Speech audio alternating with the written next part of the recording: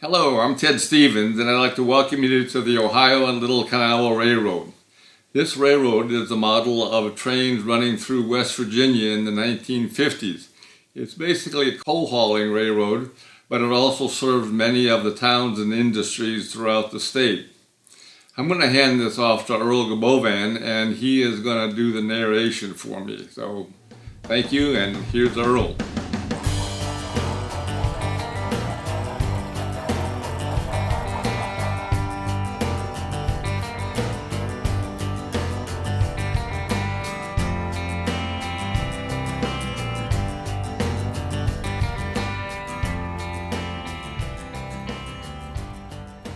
Hi, I'm Earl Girbovan, and I'm part of Ted's normal Tuesday work crew, and I want to show you the Parkersburg yard.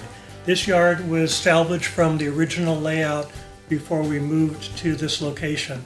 It features a 6-stall roundhouse from South River Model Works with complete interior. There's a number of classification tracks and a turntable and engine service facilities. So engine 5344 here on the turntable has finished its servicing, and we're going to go ahead, couple up to a local, and run the layout.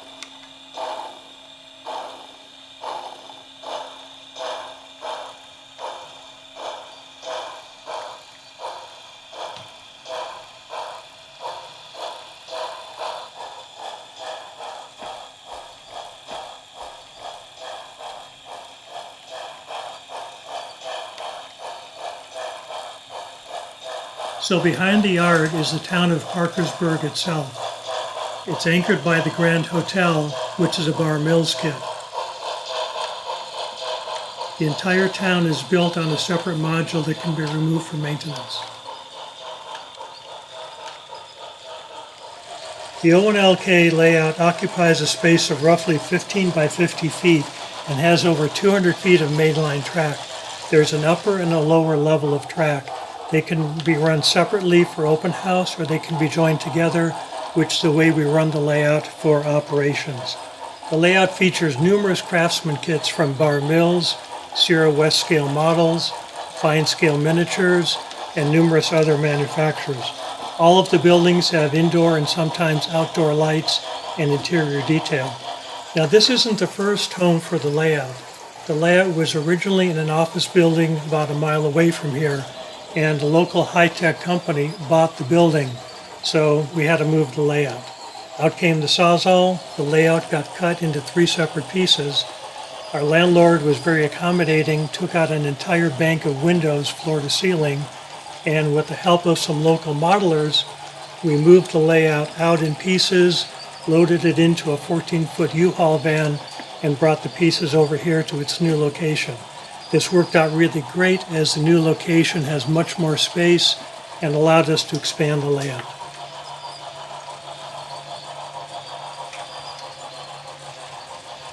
So in the back corner is the town of St. Albans. It has the newest addition to the layout, Hooley's Old Rose Mine. This mine complex was built by Charlie Getz. It features sound and animation, and we're just in the process of installing it right now.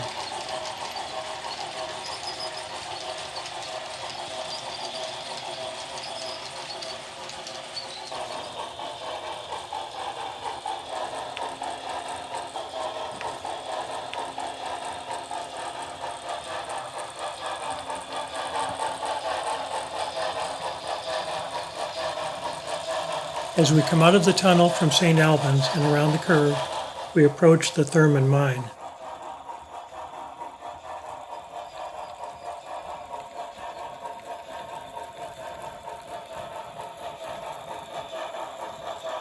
The Thurmond mine is a large structure. It's the second largest coal mine on the layout and is served by 3 tracks. And you'll notice on the upper level that there's a green LED right by the heel of the turnout. During the initial operations, we had trouble with the operators knowing which way the turnout was set, as in many cases, as here, the diverging route is actually the mainline route, and we had a lot of confusion on how to set turnouts.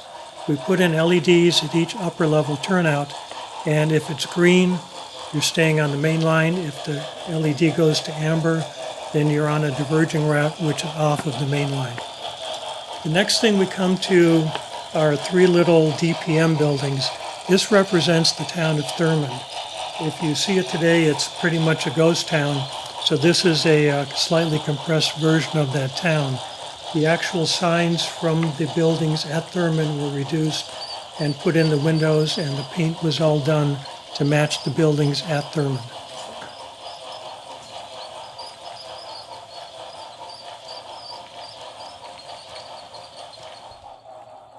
So this is one of the more interesting bridges on the layout. It's a scratch-built Howe truss bridge, and it's used for a couple purposes. It hides the exit and entry to staging, which runs along the backside of the layout, and it also hides the entrance to some lower-level mainline tracks as they enter a tunnel.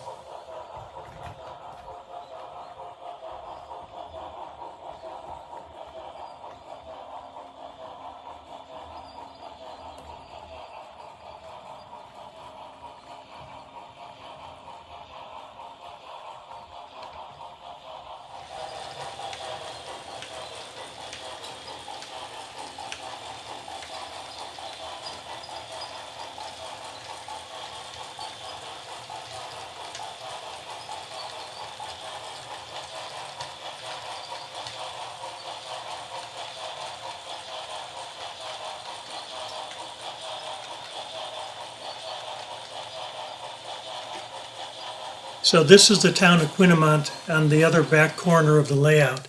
It's modeled as a rural industrial area, and the whole town is really anchored by this sawmill, which is a kit bash of a Foss scale models kit. Originally it was a single complex, and we split it off into a number of buildings. The white building in the back has a complete interior and is one of many models that have won first place at various PCR contests.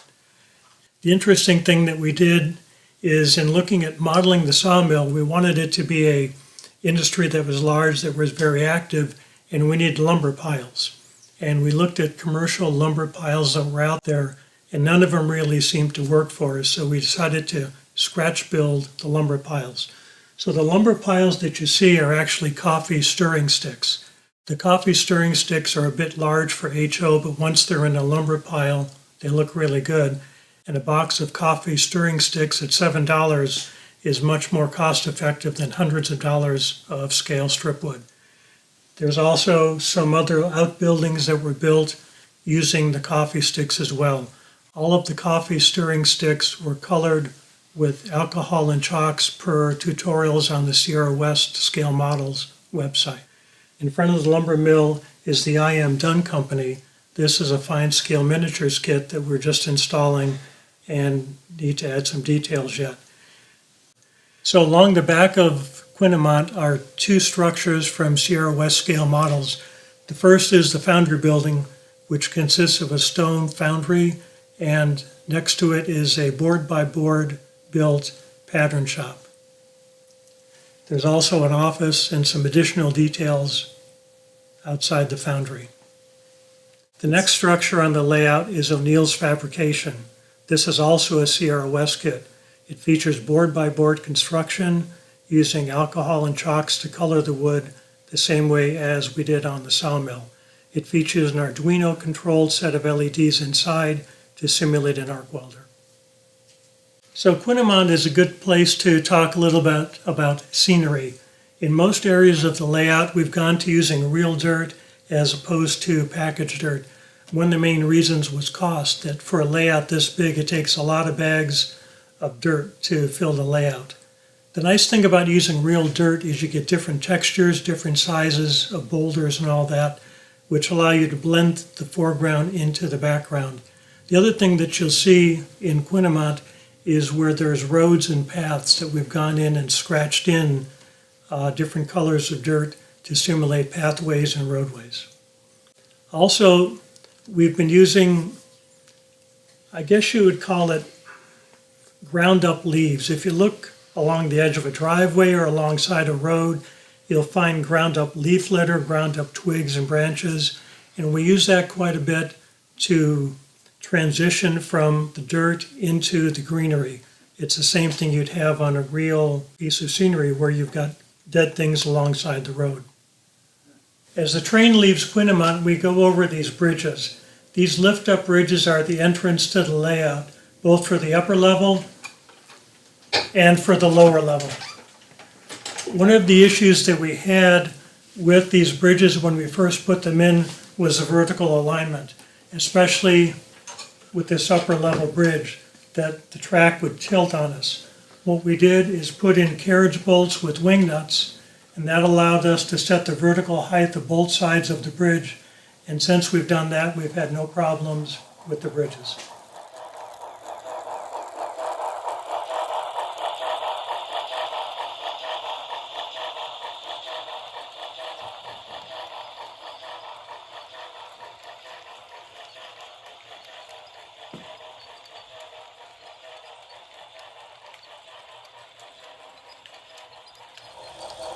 The train emerges from the other side of the wall through the tunnel portal, and it only really shows in Ronceverte here for 2 or 3 feet, but there's a lot going on in the town of Ronceverte. It's another major switching area on the layout. The anchor structure in Ronceverte really is the Winchendon Machine Company.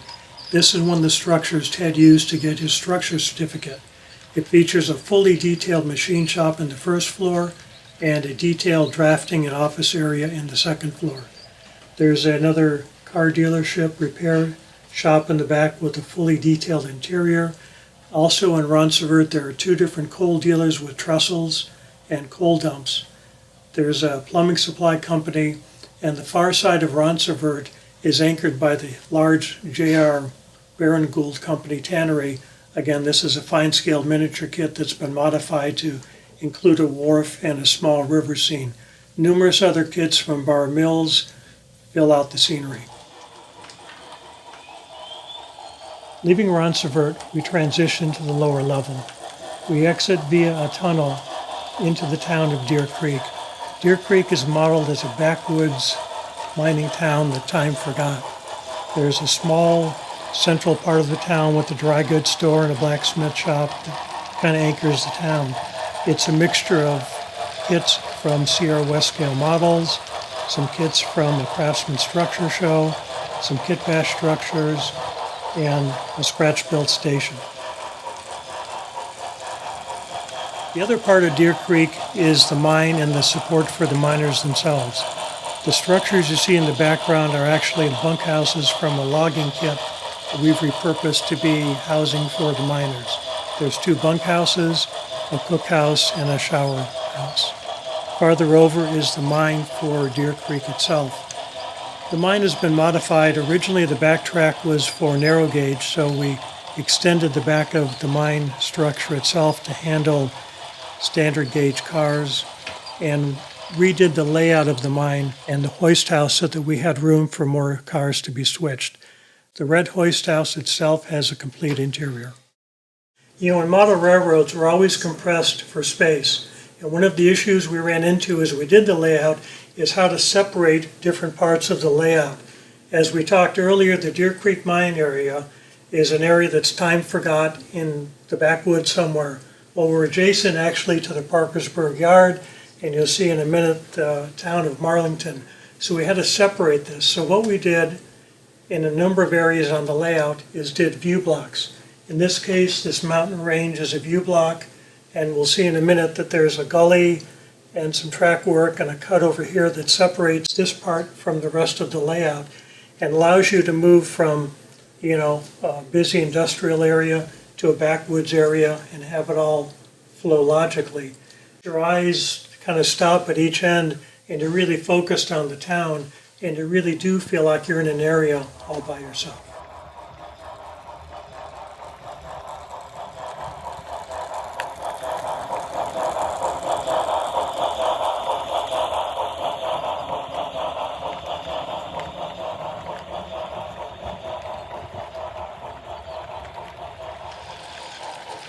So leaving the town of Deer Creek, we enter the town of Marlinton. Marlinton is a part of the layout that was salvaged from the old layout. It's a piece about 12 feet long or so. The anchor structure on this part of the layout is this green structure, the Hyde Pulp Mill. The Hyde Pulp Mill was built by Charlie Getz for review in the Narrow Gauge and Short Line Gazette. You also notice this track work over here. This is, again, salvaged from the old layout. And the old layout was never designed for operations. When we began doing operations, however, we found that Marlinton had a huge bottleneck in this area. So we've been revising the track work, and you can see some of the remnants here. So the remainder of Marlinton is a number of background flats and some buildings in the front. The nicest building here really is the Stuffy's Coal Kit from Fine Scale Miniatures.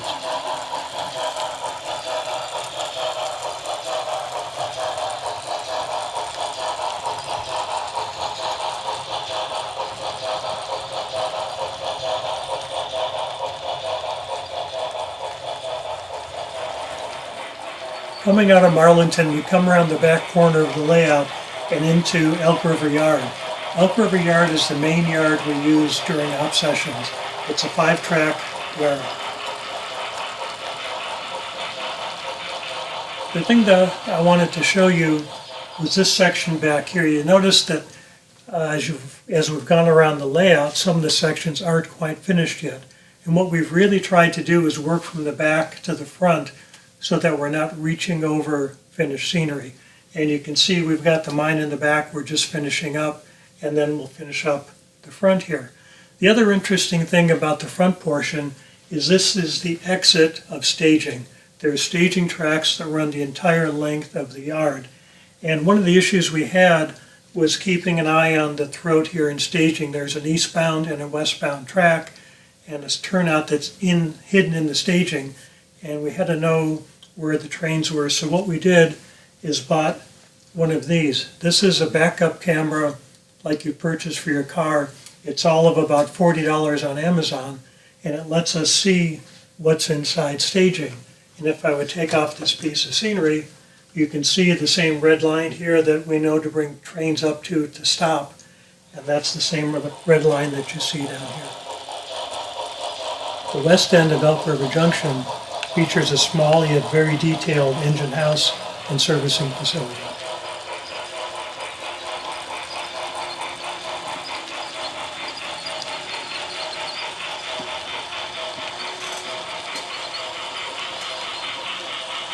During operating sessions, the Elk River Yard is the busiest place on the layout, and you can see the local yard switcher doing its work as our train passes by. Before we leave the busy Elk River Yard, now's probably a good time to talk a little bit about operations. The layout has 4 main towns, Ronceverte, Marlinton, Grafton, and Quinnimont. Plus it has 2 large coal mines, plus some through trains and some passenger trains. So we can easily accommodate 4 different road crews on the layout at the same time. The problem we run into, however, is congestion in the yard, and we're still working on that. Very early in the ops scheme, we wanted to make it easy to identify the towns, the cars, and the instructions for the operators. So everything is color-coded. For instance, the car cards and all the information for the town of Grafton are colored green. This includes all of the car cards, the instructions for the crew, again you notice a green border, and also the map of the town. These were all done by Paul Hansen, who works with us here at the layout. We did this because new operators had a hard time finding many of the industries in the town. So again, this is color-coded per the town, similar with the town of Marlinton, and also with the town of Quinnimont. So this has made it very easy for the yardmaster and the train crews to make sure they have the right cars in their consist. To make operations easier, spread around the layout are a number of control panels like this one for the Cabin Creek coal mine. And simply by pushing a button, you can reset the route to wherever you need to be. There's LEDs on there to show you how the turnouts are set. Also for operations, we're dispatcher controlled, and spread around the layout are a number of phones that the train crews can use to talk to the dispatcher and get instructions.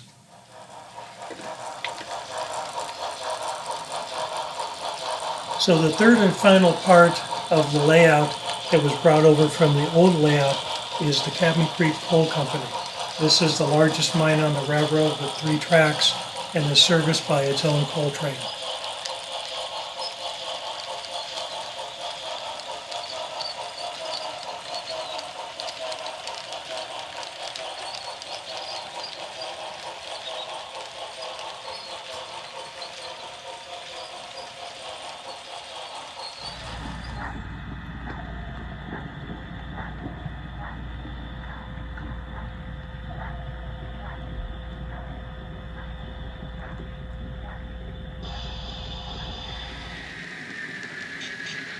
This is the town of Grafton, and the main passenger station is a fine-scale miniatures kit.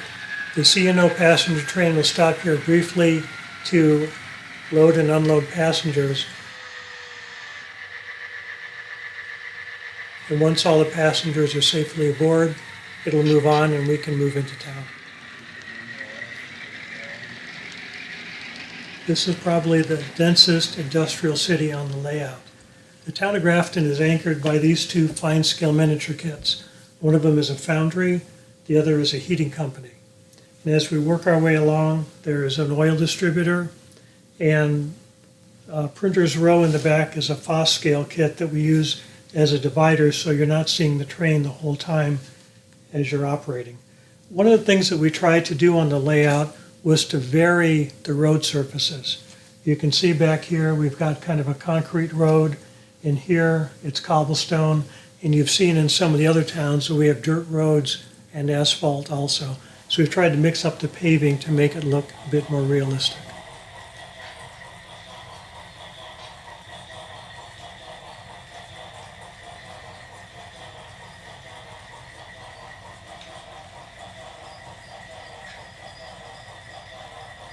Well, I've switched places with the camera, and now I'm at the west end of Grafton. The largest industry here is Popovich Pipe Company, and we modified this kit to actually raise it up, and now we actually run trains through the building. There's a scrapyard in front and some other supporting industries in back. One of the things that we tried to do is create mini scenes, and you'll see here on the Pipe Elbow Company is we've created a small yard in this otherwise wasted triangular area. So the town of Grafton presented some interesting design challenges that we had to overcome. If you look, we've got the town of Grafton that's about 2 feet deep. Behind us is a 2-track main line, and behind that is the main line for the upper level with staging underneath that. So the question at the start was how to get in here for maintenance. We looked at a number of different ideas and finally came up with this solution, that we put the entire town of Grafton on wheels, and by opening it up, we now have access to the backside. So walking in, you can see that there's a lot of access here to maintain and work on track work and scenery in back. You know, when we first did this, we never thought we'd be opening this very much, but for almost every work session, we have this open for some reason to do scenery here or scenery back here in the Quinnimont area.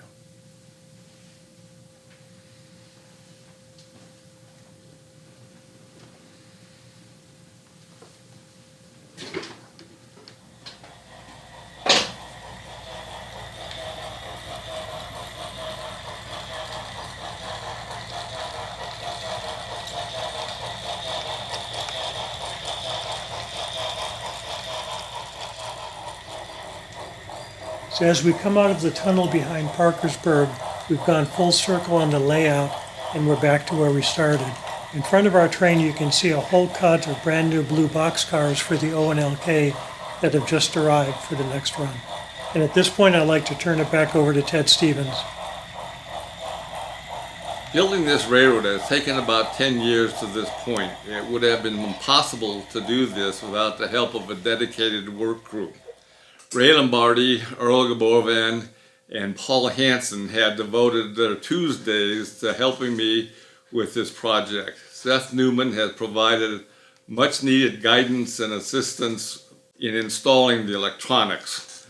I am really indebted to these guys for their willingness to give up so much of their time to help me with this project. So I hope you enjoyed visiting this tour of my layout. Thank you very much.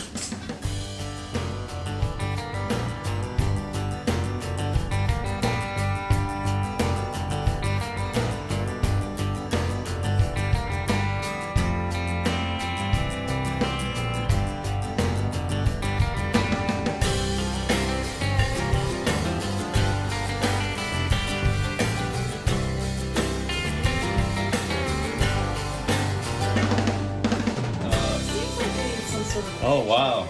Right? Yeah, what is this? That's cool. What do you have there? Let's take a picture of it. Thank you. Oh, yeah, John's taking it. Great. That's very nice.